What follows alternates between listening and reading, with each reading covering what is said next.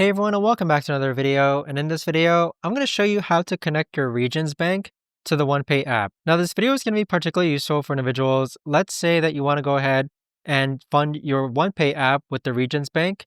How do you actually go ahead about doing so? Now, this video is going to be short, sweet, and simple, guys. There's not going to be a lot of steps involved.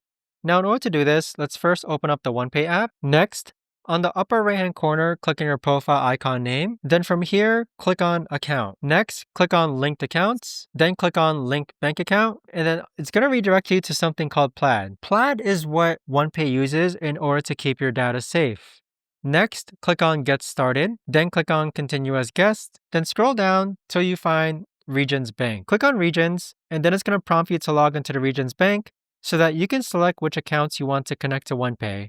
But that right there, guys, is the best and easiest way that I know of to actually go ahead and connect your Regions Bank to the OnePay app. If you guys know of a better or easier way to actually do this, let me know in the comments.